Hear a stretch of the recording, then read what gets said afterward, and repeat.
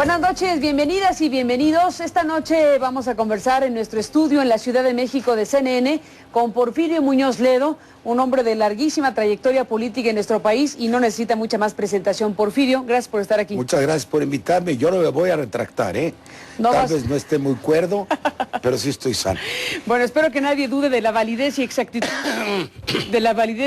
de tus declaraciones. Espero que estés como sueles hacerlo, fuerte y claro. Muchas gracias.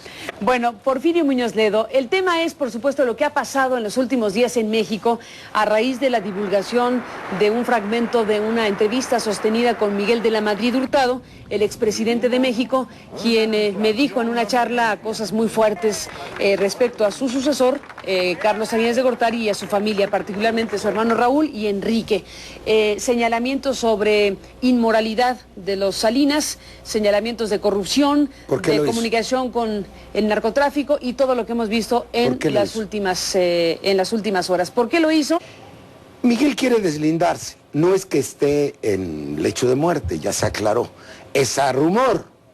¿Por qué de la Madrid dice lo que dice sobre Salinas? Primero, porque todos los presidentes se arrepienten.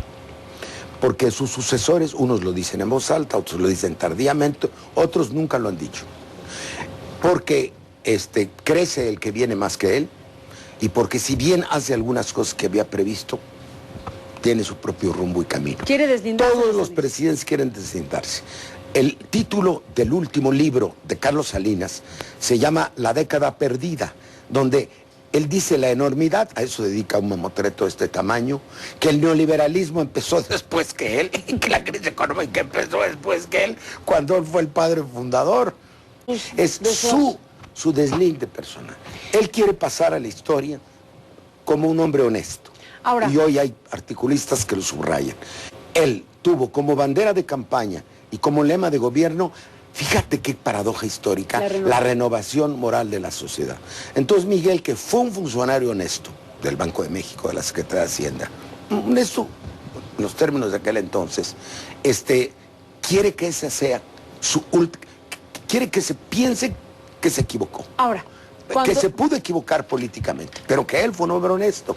Y eso no es cierto en un sentido propio, porque es responsable, y esa es mi tesis, el presidente que se va en aquel sistema debe hacerse plenamente responsable, y si no plenamente, esencialmente responsable de lo que hace su sucesor. Ahora, Miguel de la Madrid... No se lo cambian en el camino. Miguel de la Madrid emite el mismo día que se divulga esta conversación, el 13 de mayo, esta carta que ya hemos hablado de ella varias veces, pero que es obligada a preguntarte.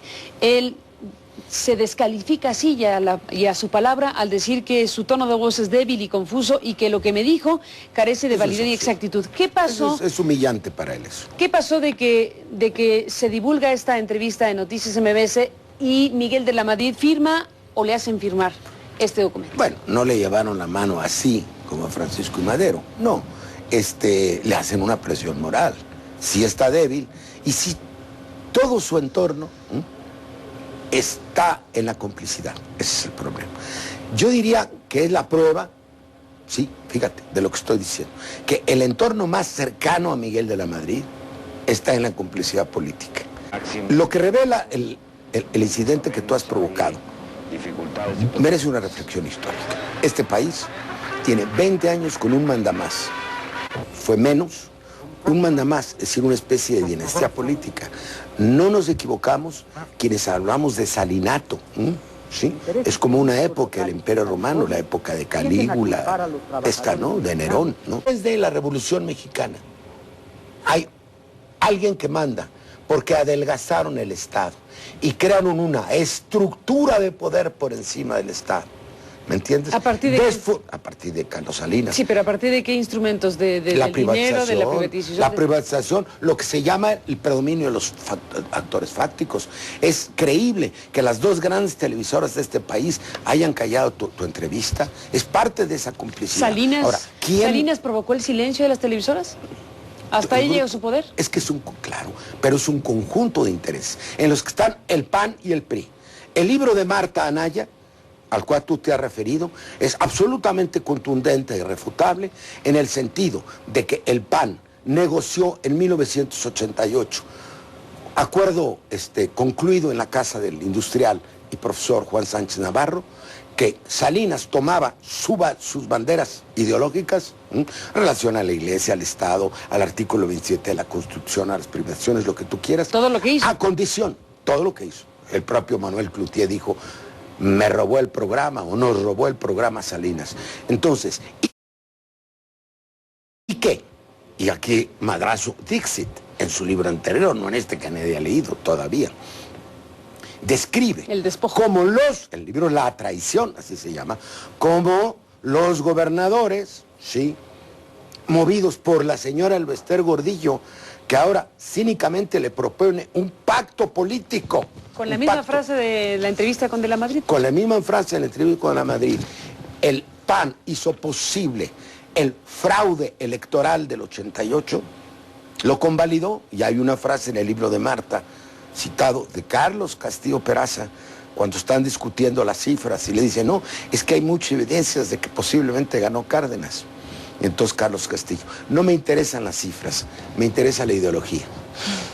Ese es el fascismo. Eso cambian de un partido de prosapia democrática a un partido fascistoide.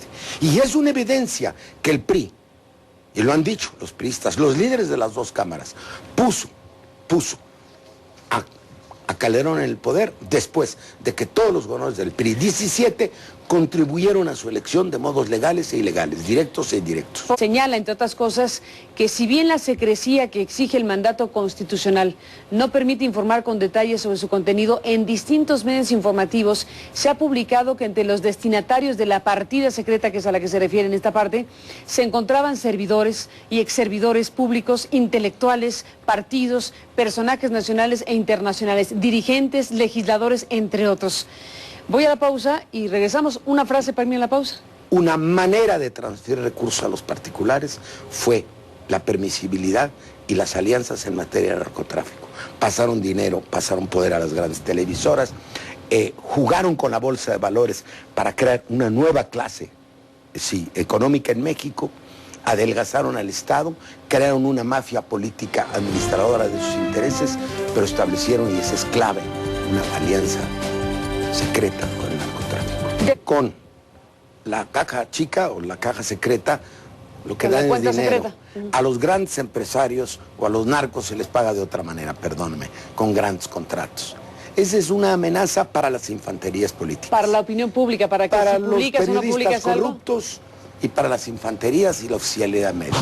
Los grandes intereses económicos y políticos no se les paga con la caja chica, se les paga con contratos. Hoy aparece en el periódico, a propósito de Raúl, que hay 50 propiedades que las tiene embargadas todavía la Procuraduría de la República. No se dice de qué tamaño.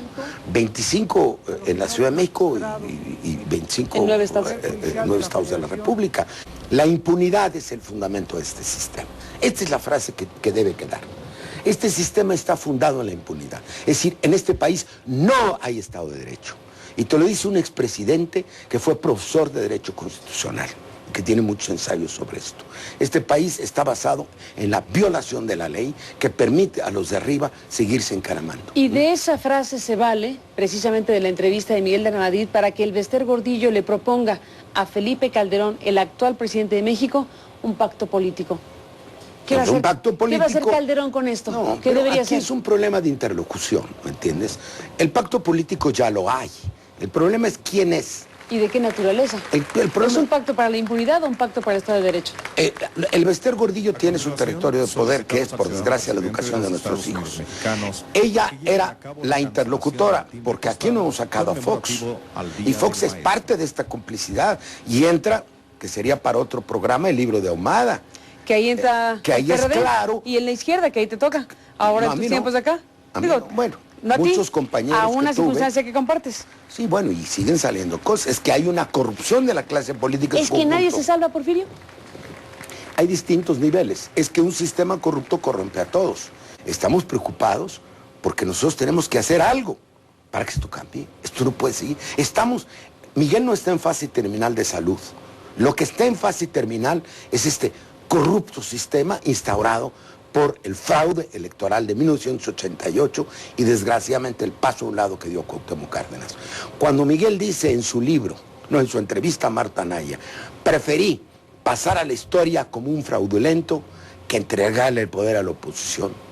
Esa frase sella el destino de México durante 20 años, una generación entera. Son tantos, tan graves y tan interrelacionados que te diría, ya hay una masa crítica de escándalos. Ya no es uno solo, son todos juntos, que han llevado a un grado muy alto de la conciencia pública, porque lo otro que hay que preguntarse en estos 20 años, ¿qué ha sido del pueblo de México y de la nación mexicana? Empobrecimiento, falta de crecimiento económica, entrega de la soberanía, inseguridad. Entonces, todo está vinculado. La corrupción de la clase dirigente y la miseria material del pueblo es el fondo del problema.